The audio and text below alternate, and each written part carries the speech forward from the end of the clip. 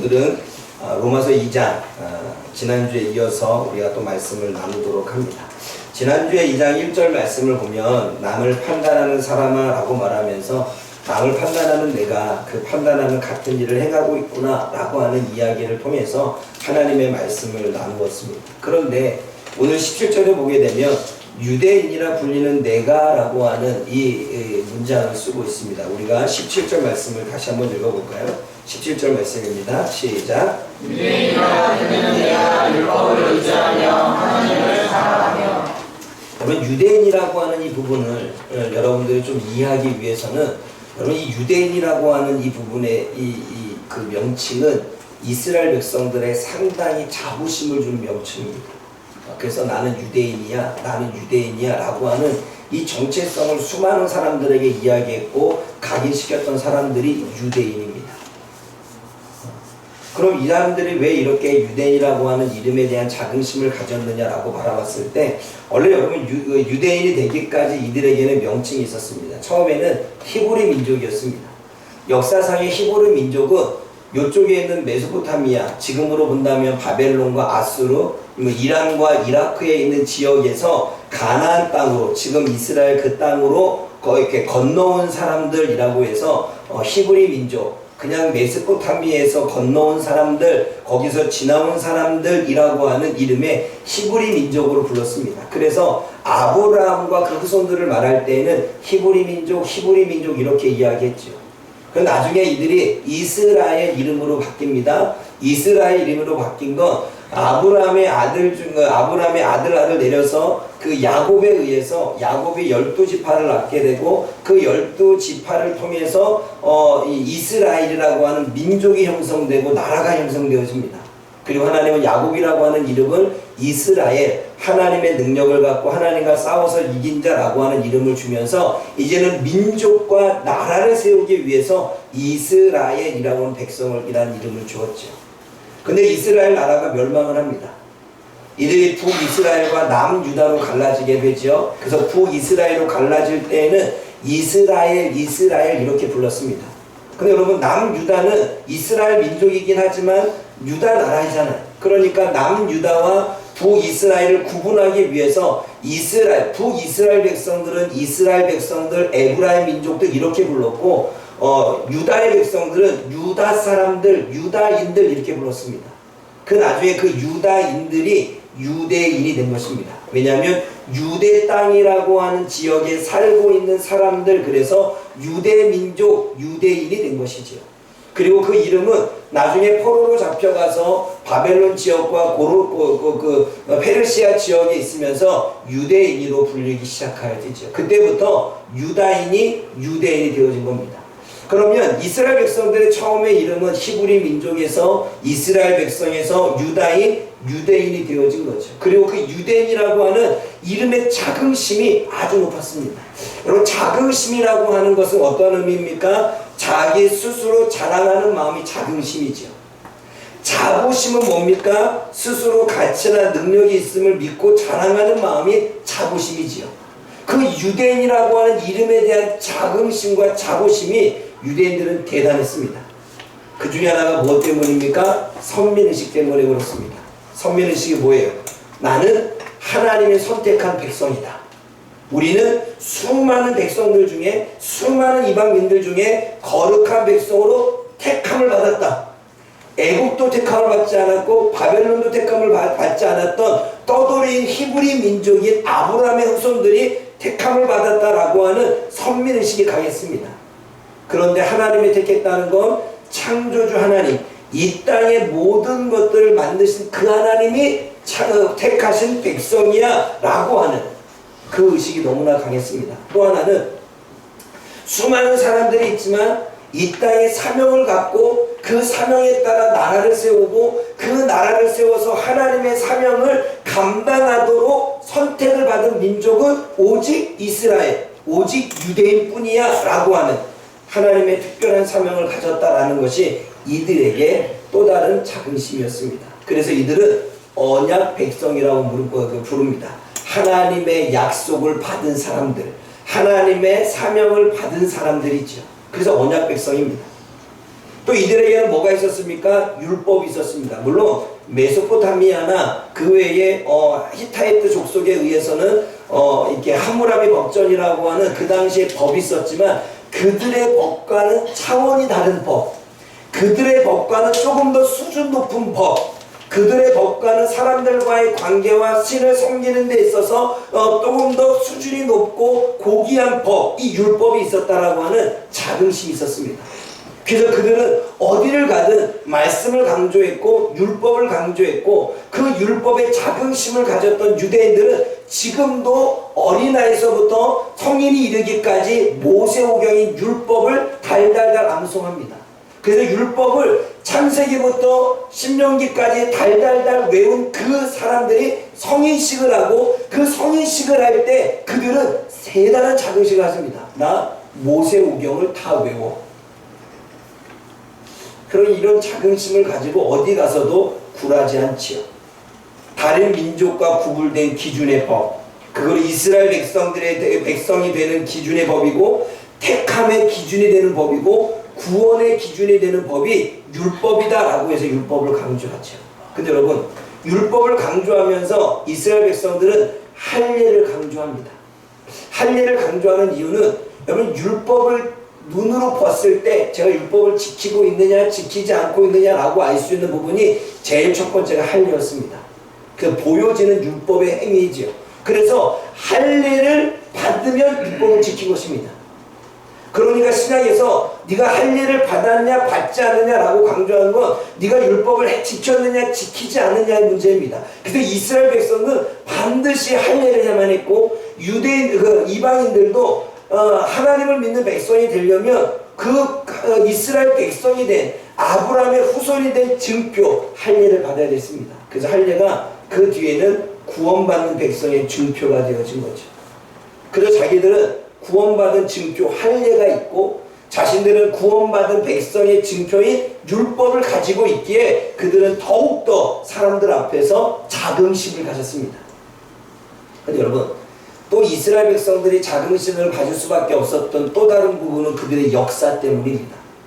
여러분, 우리가 성경의 역사를 되돌아보면 애굽에서 종살이하고 있었던 이스라엘 백성들이 그 당시에 제국이었던 애굽을 탈출해서 나옵니다. 그들에게는 대단한 역사입니다. 뿐만 아니라 땅이 없는 떠돌이 민족 메소포타미아에서 건너와서 가나안 땅에 거주했지만 땅이 없이 떠돌아다니는 그러한 민족이 가나안의 강한 7족을 몰아내고 그곳에 이스라엘 나라를 세웠다라고 하는 자긍심이 대단했습니다. 뿐만 아니라 그 나라 가운데 다윗이라고 하는 왕, 솔로몬이라고 하는 왕이 있어서 세상의 모든 지혜를 가져서 그 지혜를 들으려고 오고 수많은 그 가나안 땅을 주변국을 정복하면서 아름답게 통치했던 다윗 왕이 있었기에 그 다윗 왕과 솔로몬을 가지고 있었던 왕, 그리고 세상이 알아줬던 왕, 대단한 자긍심을 가지고 역사가 그랬습니다. 그리고 바벨론에 의해서 멸망을 당했지만 그 당시에 주변국인 수많은 주변국들과의 전쟁 속에서 계속 승리하고 패배도 했지만 승리하고 나라를 지켜놨던 그 역사가 그들에게는 큰 자긍심이었습니다. 우리 아수르에 싸워도 지지 않았어. 애국과 싸워도 지지 않았고 블레셋 민족과도 싸워도 지지 않았어. 더한 건 우리가 우리가 나라가 명해서 페르시아에 의해서 다시금 돌아왔는데 헬라가 그리고 로마가 지배할 때에도 우리는 우리들만의 전통과 우리들만의 고유의 법을 지켰어 라고 하는 자긍심이 대단했습니다. 더하는 것은 여러분, 그들은 흩어진 곳에서도 그들은 유대인으로 살면서 금융을 했습니다. 여러분, 유대인들이 이렇게 부자가 된 건 고리대금업을 했습니다. 좀 이따 나오겠지만 그렇게 돈을 이렇게 이자를 남기고 주는 이러한 대금하면서 많은 부를 남겼죠. 어디를 가든 그 유대인들은 신앙과 문화와 전통과 금융과 이 모든 곳에 영향력을 미칩니다. 그러한 자긍심. 그리고 결국은 또 나라가 멸망했지만 1948년에 여러 전쟁, 중동과의 전쟁을 거쳐서 특별히 6일 만에 전쟁을 승리하는 그 역사를 남기면서 1948년에 이스라엘 나라라고 다시 건국을 합니다. 그러한 자긍심이 상당히 있었습니다. 또 하나의 자긍심은 유대인의 교육. 뭡니까? 수많은 학문과 과학과 그리고 의학과 법에서 노벨상을 수상한 사람이 엄청 많이 나왔죠. 그러한 자긍심이 유대인들에게 있었습니다. 그래서 유대인이라면 이들은 우리가 상상할 수 없는 이상의 자긍심과 자부심으로 사람들 앞에서 당당했지요. 지금도 그렇습니다. 그럼 여러분, 우리가 현대인으로서 우리가 이 현대인의 이 세상을 살면서 저와 여러분들이 자긍심을 가질 때는 언제입니까? 자긍심을 가질 때. 네.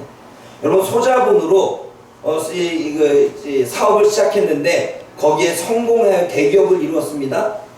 여러분, 얼마나 자긍심이 들까요? 자본이 없었어요. 무일푼으로 시작했는데 대기업을 이뤄냈습니다. 넘겨주세요. 네. 또 사업가가 어려운 상황에서도 매출을 계속 올리고 있습니다. 얼마나 자긍심이 클까요? 요즘에 이제 인터넷이 발달되어지고 또 유튜브가 발달되고 이러다 보니까 사람들에게 미끼를 무는 게 뭔지 아세요? 소자본으로 성공하는 법. 어려운 시기에 사업이 더욱더 매출을 늘리는 법. 사람들의 마음을 확 뺏을 수 있는 마케팅, 여러 가지의 유튜브의 자료들 나오죠. 그 사람들 그렇게 자긍심을 갖고 교육하겠다라고 그런 것들을 올리는 이유는 그만큼의 자랑거리가 있기 때문이겠죠. 대입시험을 봤습니다. 그리고 서울대학교에 딱 붙었습니다. 얼마나 자긍심이 강하겠습니까? 또 요번에 아이들이 시험을 봤는데 시험을 보고 난 다음에 성적이 잘 나왔습니다. 얼마나 자긍심, 자랑하고 싶을까요? 직장에서는 프로젝트를 맡겼는데 그 프로젝트를 만들어서 PPT를 띄워서 발표를 했습니다. 모든 사람이 일어나서 기립박수 쳤습니다. 여러분, 그러고 PPT를 성공한 사람은 얼마나 자긍심이 생길까요? 주부가 자녀를 양육하고 그리고 남편을 내조하고 그래서 이 가정이 잘 세워집니다. 하는 일마다 잘 됩니다. 그러면 주부로서 나는 주부로서 지금 내가 할 일을 잘하고 있어. 얼마나 자긍심이 들까요? 사람들에게 소소하게 자긍심과 자부심을 갖게 하는 일들이 있습니다. 근데 여러분, 그 자긍심과 자부심보다 유대인들이 갖는 자긍심과 자부심은 우리가 생각할 수 있는 상상 이상입니다. 그 몇 배의 자긍심과 자부심을 가졌던 것이 유대인이라고 하는 이름입니다. 그래서 오늘 로마교회 성도들에게 편지를 보내는 사도 바울이 그 유대인으로서 그리스도인이 된 성도들에게 유대인이라고 불리는 내가라고 하는 이 말씀을 전하고 있는 것입니다. 여러분 17절 말씀 보십시오. 17절 시작. 유대인이라 불리는 내가 여호와를 의지하며 하나님을 사랑하며. 그러니까 유대인이라고 하는 내가라고 하는 것, 그만큼 네가 너희들의 역사를 통해 너희들의 자긍심을 갖고 자부심을 갖고 너희들의 유대인이라고 하는 이름 가운데 어디서도 굴하지 않는 그 이름을 가지고 살아가는 내가라는 거죠. 그러면서 계속 나옵니다. 하나님의 율법을 의지한다고 하는 내가, 하나님의 역사를 자랑하며 뽐내는 내가, 하나님의 율법이니 말씀의 교훈과 가르침을 받아들인다라고 하는 내가, 하나님의 뜻과 하나님의 의도와 하나님의 계획을 안다고 하는 내가, 세상에서 선한 행위가 무엇인지 안다고 하는 내가, 분별하지 못하는 사람을 인도한다고 하는 내가, 어두운 곳에 살아가는 사람들을 빛으로 이끌어간다라고 하는 내가, 하나님의 말씀으로 지식과 진리를 소유했다고 하는 내가, 어리석은 자를 깨우치는 지혜자, 훈련을 한 자라고 가르치는 내가라고 하는 이야기를 17절부터 20절까지 하는 거예요. 그럼 읽어보겠습니다. 로마서 17절에서부터 2장 17절에서 20절 말씀 읽어봅니다. 시작. 유대인이라 불리는 내가 율법을 의지하며 하나님을 사랑하며 율법의 교훈을 받아 하나님의 뜻을 알고 지극히 선한 것을 소개하며 내가 교회에 인도하는 자여 진리의 기본을 가진 자로서 소경의 길을 인도하는 자여 어둠에 있는 자의 빛이요 어리석은 자의 분도요 어린아이의 선생이라고 스스로 주의. 뭐라고 말합니까? 이 부분들은 이스라엘 백성들 유대인들의 자긍심이었습니다. 거기에 사도 바울이 뭐라고 말합니까? 이 모든 자들의 스승과 교사와 선생이라고 스스로 믿는 네가 라는 이야기를 하고 있죠. 그러면서 또다시 이야기합니다. 21절에서부터 23절까지 유대인이라고 하는 내가라고 하는 단어가 빠져있는 것 같지만 그 안에 똑같이 있습니다. 유대인이라고 하는 내가 이렇게 산다고 하는데, 그러면 유대인이라고 하는 너는 지금의 모습이 어떠냐라는 것이지요. 21절과 23절 말씀 읽어봅니다. 시작. 그러면 다른 사람을 가르치느냐 내 자신을 가르치지 아니하느냐 도둑질 말라 사모하는 내가 도둑질하느냐 가늠하지 말라 말하는 내가 가늠하느냐 우상을 가지 여기는 내가 신성한 물건을 도둑질하느냐 율법을 자랑하는 내가 율법을 거함으로 하나님을 욕되게 하느냐. 하나님의 뜻을 알고 그 말씀을 가르치고 세상의 그 어느 사람들보다 지혜롭다고 말하는 네가 과연 남은 잘 가르치는데 너 자신은 스스로 가르치지 않느냐라고 묻고 있습니다. 그러면서 이야기합니다. 도둑질 하지 말라고 크게 말하는 내가 도둑질 하느냐. 제가 앞에서 이야기했죠. 이들은 어디를 가든 고리 대금업을 했습니다. 고리 대금업을 했을 때 어느 정도의 이자를 받으면 되는데 아주 거하게 아주 많이 이자를 받아서 많은 사람들이 힘들게 했죠. 지금으로 말하면 사채업입니다. 사채업을 했는데 지금도 사채업을 쓰는 사 어디에는 25% 30%까지 받기도 하죠. 그리고 난 다음에 돈을 갚지 못하면 신장을 달라고 하는 각서까지 씁니다. 그렇게 많은 이자를 남겨서 부를 누렸던 것이 유대인입니다. 어디를 가든 그 유대인들이 돈을 많이 벌고 지금도 국무병, 은행을 하고 있고 또는 주식을 하고 있고 여러 가지 국유업에 종사하는 이유가 이때로부터 그들은 사채업, 고리대금업을 했기 때문입니다. 그러면서 많은 사람들에게 사기를 치며 돈을 강탈했다는 거죠. 부당이익을 취했습니다. 그러기에 말하는 거죠. 유대인이라고 자랑스럽게 말하는 내가 하나님의 말씀의 가르침을 네가 잘 안다고 하는 내가 하나님의 의도도 알고 하나님의 뜻도 안다고 하는 내가 고리대금업을 하면서 부당이득을 취하는 도둑놈이 되었느냐라고 말하는 거예요. 그리고 또 말합니다. 간음하지 말라고 하는 내가 간음하느냐? 네가 우상을 섬기며 다른 사람들 그 신전에서 제사를 드리고 난 다음에 행해지는 영적인 성적인 문란에 대해서 네가 그것을 하지 않는다고 말하면서 너도 동일하게 행동을 하고 원하고 있느냐? 또 우상을 몹시 싫어한다고 하는 내가 성전 물건을 약탈하느냐? 그럼 이 말은 무슨 말이냐면 아니 우상 숭배를 하는 것과 성전을 약탈하는 게 뭘까요? 이 당시에 이들은 우상은 아무것도 쓸모없는 것. 유대인들에게는 우상이 쓸모없습니다. 근데 이방인들에게는 쓸모가 있을까 없을까요? 신전에서 우상을 훔쳤습니다. 그럼 여러분 이 작물을 팔 때에는 비싸게 팝니까? 싸게 팝니까? 네? 비싸게 팔면 싸게 팔죠. 왜냐하면 시중보다 싸야 살 거 아니에요. 그러니까 훔친 작물아비를 가지고서 밖에 나가서 팔았던 겁니다. 그러니까 사람들은 어차피 이방인들은 우상을 사서 모셔야 되는데 어디 가서 작물을 싸게 사잖아요. 그러니까 이 당시에 유대인들이 우상 숭배를 싫어한다고 하면서 성전에 있는 우상들을 가져다가 팔아먹은 것입니다. 이것이 요세푸스라고 하는 역사가에 의해서 기록되어져 있죠. 그래서 그 당시에 이방인들에게 유대인들은 뭐라고 불려졌냐면 신전 강도들이라고 불려졌다고 말합니다.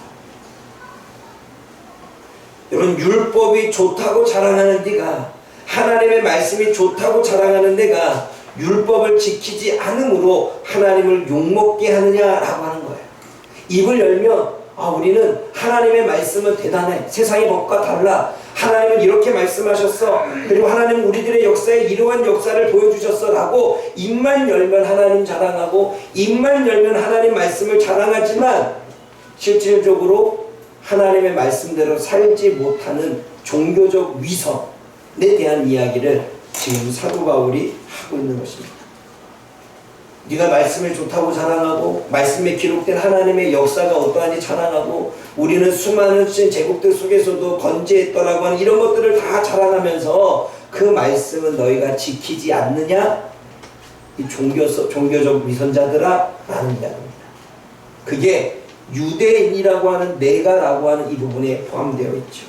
그것 때문에 2장 24절에 사도 바울이 뭐라고 이야기를 합니까? 2장 24절 읽어봅니다. 함께 읽어보겠습니다. 시작. 기록된 바와 같이 하나님의 이름이 너희를 위하여 이방인 중에서 모독을 받는도다. 하나님의 이름이 너희 때문에 이방인 중에서 모욕을 받는다고 말합니다. 하나님의 이름이 유대인들이 살아가는 삶을 통해서 욕을 듣는데요. 마치 이 시대에 하나님을 믿는다라고 하는 성도들 때문에 하나님이 기독교라고 하는 이름으로 욕을 먹고 있대요. 정치에서, 교육에서, 교회 현장에서, 직장에서, 사업장에서, 학교에서 살아가는 그리스도인들, 그들의 삶 때문에 하나님의 이름이 욕을 먹고 있다라고 말합니다. 근데 여러분, 처음에 하나님께서는 이스라엘을 통해서 이스라엘 백성들이 이렇게 되어지기를 하나님이 이스라엘을 통해 선포합니다. 말씀 한번 읽어보겠습니다. 시작. 나 여호와가 그로 너를 불렀은즉 내가 내 손을 잡아 너를 보호하며 너를 세워 백성의 영광과 이방의 빛이 되게 하리니. 이방인들의 빛이 되기를 원했습니다. 이방인들에게 빛이 되어져서 이방 사람들을 하나님으로 인도하기를 원했고, 이방 사람들의 빛이 되어져서 자신도 존경을 받고 하나님도 인정을 받기를 원했고, 이방 가운데에서 올바로 말씀대로 살아감을 통해서 수많은 사람들에게 옳은 길이 무엇인가를 가르치기를 원했던 것이 하나님의 뜻이었고, 하나님이 이사야 선지자를 통하여 이스라엘 백성들에게 말씀하고 있습니다. 이방의 빛이 되라. 그럼 여러분, 이사야 52장 5절에 뭐라고 말합니까? 우리 한번 읽어보겠습니다.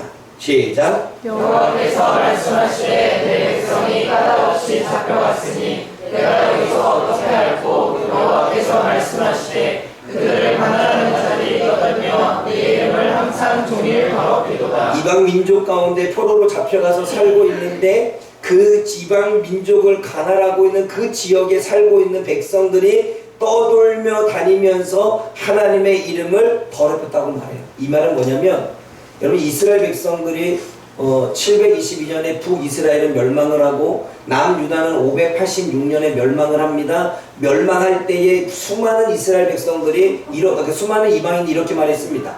다윗의 영광이 어디 갔느냐? 저들이 말하고 있는 다윗의 영광, 저들이 말하고 있는 솔로몬의 영광은 어디 갔느냐? 저들이 제국 가운데 싸움에서 승리하고 애굽에서 출애굽해서 나라를 세웠다고 이야기하는데, 그 나라를 세울 때 도와줬던 하나님의 능력은 어디 갔느냐? 이제는 하나님이 없느냐? 그러면 하나님의 능력은 헛된 것이냐? 라고 하나님의 이름을 조롱하기 시작합니다. 누구 때문에? 이스라엘 백성들이 말씀을 따르지 않은 행위로 나라가 멸망했는데, 이스라엘 백성들이 불순종한 행위 때문에 나라가 멸망했는데, 욕은 누가 듣게 되었습니까? 하나님이 듣게 되었던 거예요. 그 이야기를 통해서 지금 사도 바울은 인용을 해서 뭐라고 말합니까? 24절 말씀에 기록된 바와 같이 라고 말할 때, 그 기록된 바가 이사야 52장의 말씀입니다. 이 말씀을 통해서 하나님의 이름이 너희 때문에 이방인 중에서 욕을 당하는구나 라고 하는 이야기. 마치 그 시대처럼 하나님이 욕먹고 있다는 거죠. 여러분, 성도라고 하는 라는 마음으로 우리가 말씀을 비춰보기를 원합니다. 내가 오늘 본문을 우리가 해석하고 분석해보는 이유는, 왜 그 당시에 로마서에 사도 바울은 이 말씀을 전해야 됐던가? 그런데 이 말씀을 전하면서 지금의 이 시대에 살아가고 있는 성도들에게는 무엇을 말씀하고 싶은 것인가 라고 하는 것이지요. 유대인이라고 하는 내가라고 말할 때, 그러면 성도라고 하는 내가라고 하는 마음으로 바꿔보기를 원합니다. 여러분, 우리들에게도 자긍심이 있습니다. 성도인 우리도 신앙생활하면서 자긍심이 있지요. 하나님을 믿고 예수님을 믿는 성도로서 어떠한 자긍심을 가지고 있습니까? 아마 우리가 갖는 자긍심은 정체성, 세상 사람들과는 다르게 나는 하나님의 자녀야라는 자긍심, 나는 하나님의 백성이야 라고 하는 자긍심, 나는 구원받았어 라고 하는 자긍심, 나는 예수님을 믿음으로 모든 죄를 용서받았어 라고 하는 자긍심, 세상 사람들은 지옥을 가지만 나는 천국에 간다라고 하는 자긍심, 세상 사람들은 그렇게 살지만 그 그래도 나는 하나님의 말씀을 알고 있고 나는 하나님의 말씀을 배웠기 때문에 그들보다 조금 더 도덕적으로 윤리적으로 깨끗하다라고 하는 자긍심. 개인적으로 신앙생활을 하고 있기에 예배도 드리고 있고 기도도 하고 있고 성경 묵상도 하고 있기에 나는 지금 잘하고 있다라고 하는 자긍심이 우리 성도들에게는 있지 않을까요? 그런데 여러분, 성도라고 하는 이 내가는 하나님 목회자인 저에게 이야기하겠죠. 목회자라고 하는 내가, 또는 직분을 갖는 저와 여러분들이겠죠. 직분자라고 하는 내가, 또는 아이들을 가르치는 교사가 될 수 있죠. 네가 아이들을 가르치고 말씀을 가르친다는 교사인 내가, 또는 저와 여러분들이 사생활 살면서 하나님의 백성으로서 하나님의 자녀라고 하는 하나님의 성도라고 하는 내가 너 자신은 스스로 가르치지 않느냐라고 주님이 묻고 있는 것입니다. 여러분, 하나님을 모욕하고 있는 유대인들의 죄는 결코 우리들과는 상관없지 않습니다. 왜냐하면 유대인들이 믿고 있는 그 하나님을 우리도 믿고 있습니다. 그리고 유대인들이 진리로 알고 있는 그 말씀을 우리도 배우고 있습니다. 그러기에 유대인들에게 하고 있는 이 말씀의 이야기는 그들을 향한 죄의 지적은 곧 우리를 향한 죄의 지적과 같다는 이야기인 거죠. 여러분, 우리가 말씀 한번 읽어보겠습니다. 마태복음 말씀입니다. 한번 읽어봅니다. 시작. 나로 주여 주여 하는 자마다 천국에 다 들어갈 것이 아니요 다만 하늘에 계신 내 아버지의 뜻대로 행하는 자야. 여러분, 이 말씀 무서운 말씀입니다. 그냥 읽지 마십시오. 다시 한번 읽어보십시오. 시작. 나로 주여 주여 하는 자마다 천국에 다 들어갈 것이 아니요 다만 하늘에 계신 내 아버지의 뜻대로 행하는 자야 들어가리라. 주여 주여 주님 주님 라고 부르는 자가, 그 다음에 또한 어떤 자입니까? 주여 주여 부르는 자가 있고 아버지의 뜻대로 행하는 자가 있다고 말합니다. 그런데 주의 이름을 부르고 하나님의 이름을 부르고 나는 하나님의 자녀라고 말하는 자라고 해서 천국에 다 들어가는 게 아니래요. 다라고 하는 건 들어가는 사람도 있지만 들어가지 못하는 사람도 있다는 거예요. 그런데 누가 천국에 들어갑니까? 하나님 아버지의 뜻대로 행하는 자가 들어갈 수 있대요. 내가 하나님의 이름을 안다고 들어가는 게 아니라, 내가 하나님의 자녀라고 말한다고 들어가는 게 아니라, 내가 밖에 나가서 하나님이 어떻게 하셨습니다, 하나님 어떻게 역사하셨습니다 라고 자랑하고 나는 하나님의 말씀을 배우고 있고 알고 있어요 라고 자랑한다고 천국에 들어가는 게 아니라, 내가 아는 것만큼 내가 배운 것만큼 살아가는 자가 천국에 들어간다고 말하는 거예요. 이 말씀은 너무나 무서운 말씀입니다. 여러분, 성도는요, 누가 하나님의 이름을 모욕시킵니까? 누가 하나님의 이름을 욕먹게 합니까? 누가 그리스도인으로서 성도로서 하나님의 이름을 먹칠합니까? 순종이 없는 믿음을 가진 자입니다. 여러분, 성도는 종교적 위선자가 되어서는 안 됩니다. 겉으로는 착한 척하고 언행이 일치되지 않는 삶을 사는 자, 여러분, 순종이 없는 믿음인 거죠. 겉으로는 착한 척 하는데 언행이 일치되지 않아요. 말로는 하나님을 자랑하는데 뒤돌아서는 하나님에 대한 원망을 살지요. 말로는 하나님의 일하심을 이야기하면서 뒤돌아서는 전혀 또 다른 삶을 사는 것, 언행이 일치되지 않는 것, 또 입으로는 하나님 말씀 이야기하면서 행동은 전혀 그렇게 살지 않는 거죠. 근데 여러분, 성경을 가장 많이 알고 가장 높은 지위에 있는 자가 위선자로 살 가능성이 더 높습니다. 그것은 목회자인 거죠. 목회자가 더 말씀을 많이 알고 목회자가 더 하나님의 말씀을 가르치고 목회자가 더 높은 지위에 있기 때문에 위선자로 살 가능성이 상당히 높습니다. 여러분, 우리는 어떻습니까? 하나님 말씀하는 우리가, 하나님의 자녀라고 하는 우리가, 성도라고 하는 우리가, 구원을 받았고 선택을 받았다라고 하는 우리가 정말 주여 주여 이름만 외치는 자인지 아니면 말씀을 배운 걸 나를 가르치는 자인지 한번 우리는 돌아봐야 됩니다. 말씀으로 남을 가르치기는 잘하는데 그 말씀으로 나를 가르치고 있는지를 우리가 되돌아봐야 되는 거죠. 여러분, 성도는 배운 대로 행하고 가르친 대로 살아가야 됩니다. 배웠으면 배운 대로 행하고 가르쳤으면 가르친 대로 살아야 되는 것입니다. 그래야 종교적 위선자가 되지 않고 순종이 없는 믿음으로 살지를 않게 되는 것입니다. 또 누가 하나님의 이름을 먹칠합니까? 종교적 형식주의자입니다. 여러분, 유대인들은 늘 자랑하는 것이 할례였습니다. 할례를 자랑했죠. 할례를 지키는 것은 그들이 율법을 지키는 것이었습니다. 왜냐하면 유대인들은요, 눈에 보이는 것에 너무나도 집중했습니다. 그래서 눈에 보이는 신앙생활을 했습니다. 눈에 보이려고 할례를 했으니까 나는 말씀을 잘 지켜. 여러분, 그들은 광장에서 기도하기를 좋아했습니다. 광장에서 사람들 앞에서 이렇게 기도하고 있으면 저 사람 저 랍비는 기도를 열심히 해. 사람들 앞에서. 그래서 여러분, 마태복음에 뭐라고 말합니까? 너희가 사람을 앞에서 기도하지 마라. 골방에서 기도하라는 이야기가, 너희가 사람 앞에서 그렇게 보이는 척 하게 되면 사람들은 속아서 나는 속지 않아 라는 이야기를 하는 거죠. 여기 유대인들이 그랬어요. 보여주길 신앙 가운데 있었습니다.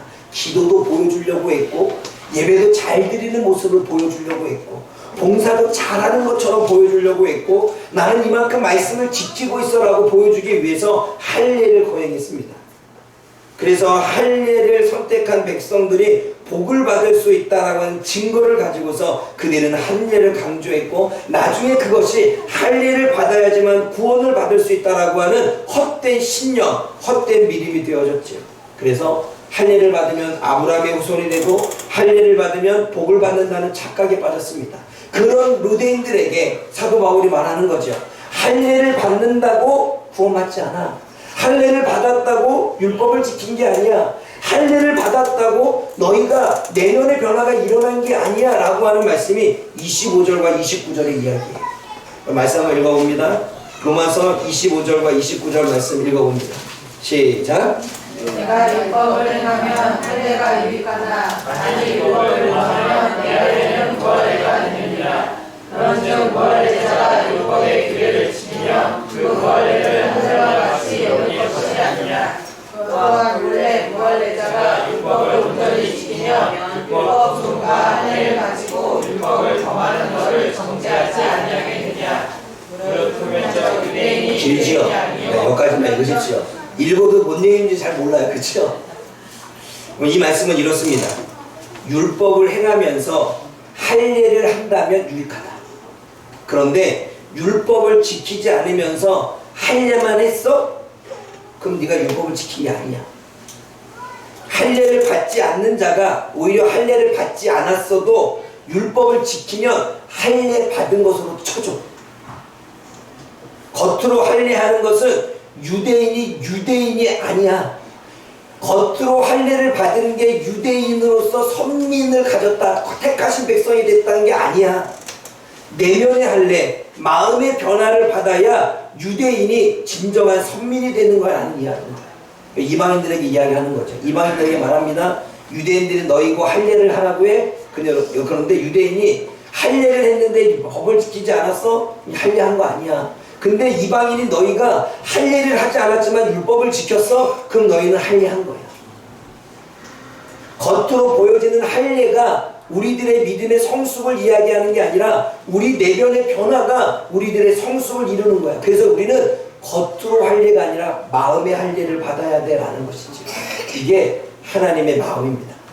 하나님의 마음은 마음의 할례를 받는 것입니다.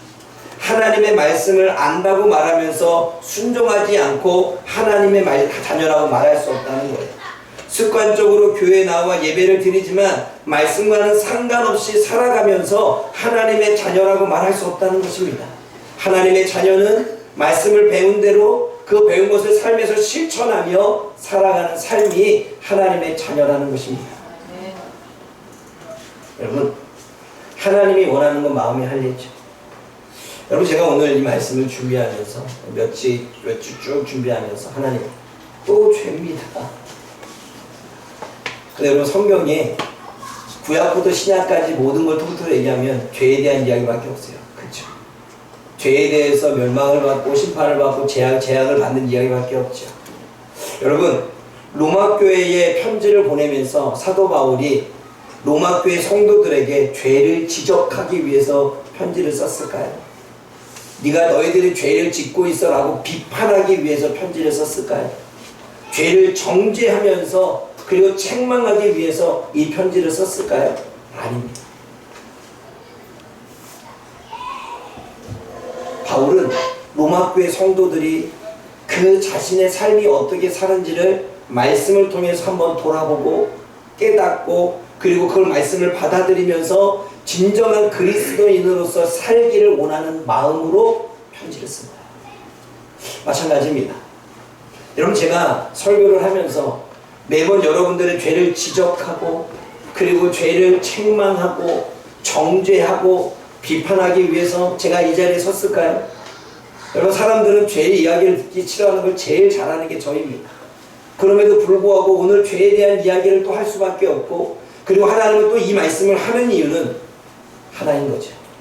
죄를 깨닫고 우리의 말씀을 우리의 모습을 뒤돌아보고 그리고 내 삶에 하나님의 뜻대로 살지 못하는 하나님의 자녀답지 못하는 삶이 보인다면 변화되어서 하나님의 은혜와 복을 받기를 원하는 거겠죠. 네.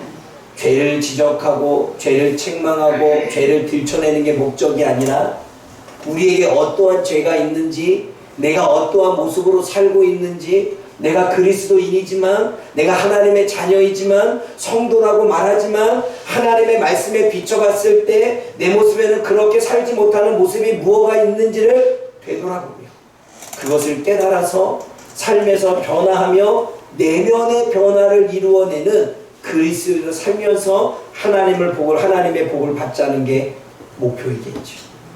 그게 하나님의 마음입니다. 성경이 하나님의 죄를 이야기하는 건 하나님의 마음의 할례를 받으라는 거예요. 마음의 변화를 이루어내라는 것입니다. 근데 여러분, 생각이 변하고 마음이 변하면 어떻게 됩니까? 행동이 변해요. 우리가 생각이 변하지 않고 마음이 변하지 않으면 행동은 안 변합니다. 그런데 우리의 생각이 변하고 마음이 변하면 행동이 변화됩니다. 우리 하영이 살 많이 뺐죠? 옷 뺀지 오래됐잖아요. 이 아이가 살 빼라 얘기할 때는 전혀 안 뺐어요. 그런데 자기가 딱 생각이 바뀌었죠. 이대로 가면 안 되겠구나. 그때부터 행동이 바뀌는데 안 먹기 시작합니다. 그리고 밖에 나가서 1시간 넘게 땀을 뻘뻘 흘리면 막 밖을 돌고 옵니다. 그리고 쫙 빠진 거예요. 옆에서 살 빼져라 얘기해도 안 뺐어요. 자기의 생각이 바뀌니까, 자기의 마음이 바뀌니까 어때요? 바뀐 거죠. 여러분, 제가 여러분들에게 죄를 지적하고 비판한다고 여러분 바뀔 거 아닌 건 나는 알고 있어요. 그렇게 해서 안다면 이미 우리는 바뀌었죠. 제가 원하는 마음은 그렇게 해서 바뀌는 게 아니라 내 모습을 보자는 거죠. 우리가 그리스도인의 모습을 보자는 거죠. 우리들이 그리스도인으로서의 삶을 살아가는 모습을 보자는 거죠. 그래서 하나님의 말씀을 통해서 내 내면의 변화, 내 생각을 바꾸고 내 마음을 바꾸자는 거예요. 내 가치관을 바꾸고 내가 살아가고 있는 이 마음의 심령을 바꾸자는 거예요. 그러면 우리는 삶이 바뀝니다. 삶이 바뀌면 하나님의 은혜를 누립니다. 삶이 바뀌면 우리들의 지금 꼬여있는 문제가 해결되어집니다. 내 생각이 바뀌고 내 마음이 바뀌어서 내 삶이 바뀌면 비로소 하나님의 은혜를 누리게 되는 거예요. 그런데 여전히 우리는 말씀을 들어도 내 생각이 안 바뀌어요. 여전히 말씀을 들어도 내 마음이 안 바뀌어요. 저건 내 얘기가 아니야. 다른 사람 이야기야. 유대인들이 그랬다니까요. 저 얘기는 내 얘기가 아니라 우리 가족에 누군가가 들어야 돼. 유대인이 그랬다니까요. 저 얘기는 늘 똑같은 이야기를 반복해. 유대인들이 그랬다니까요. 그래서 그들은 그 고집과 그 아집과 그 자기만의 신념이 결국 유일신앙만 믿게 돼서 예수님을 믿지 않고 성령의 역사를 믿지 않아서 결국 그들은 유대교라고 하는 종교로 남게 되는 거죠.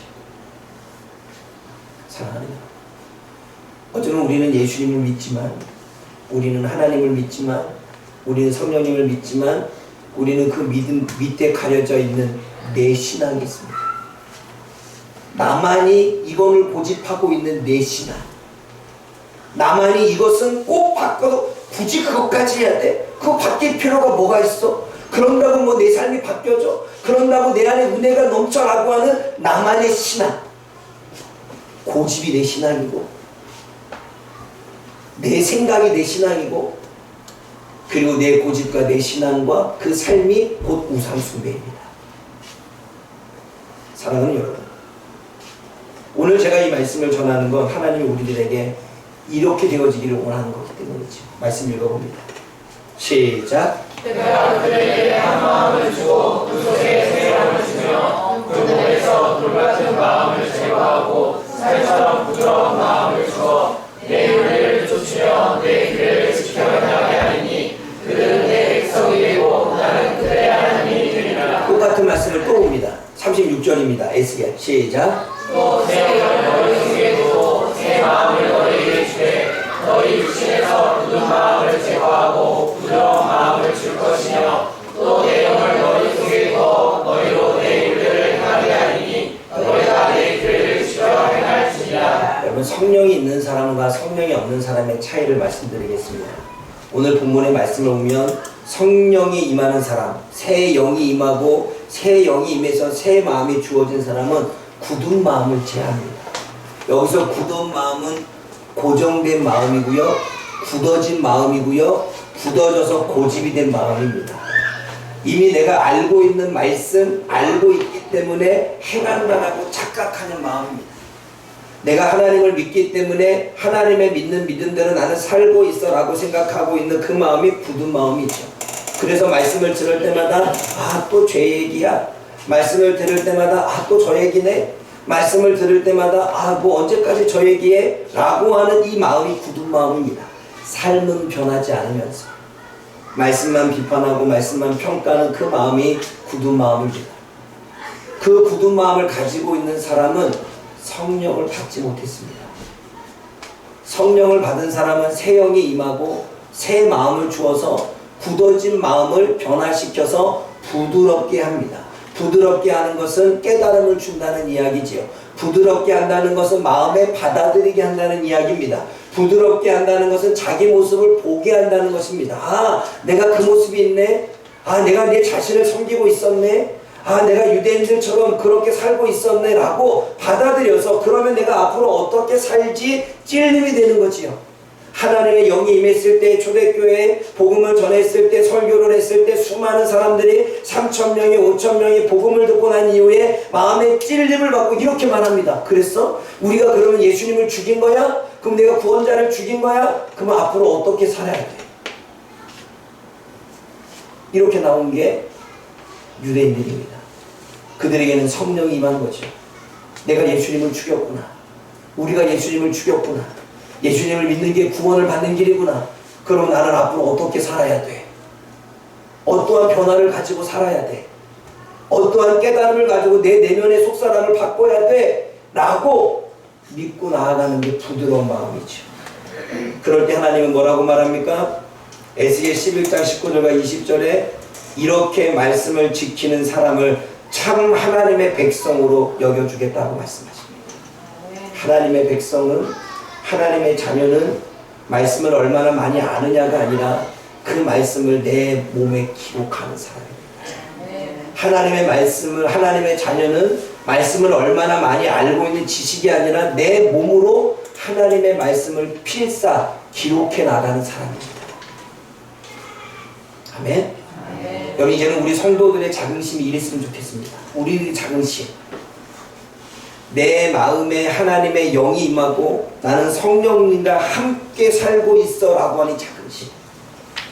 성령께서 내 생각을 바꾸고 내 마음을 바꾸어서 나는 살아가고 있어 라고 하는 자긍심.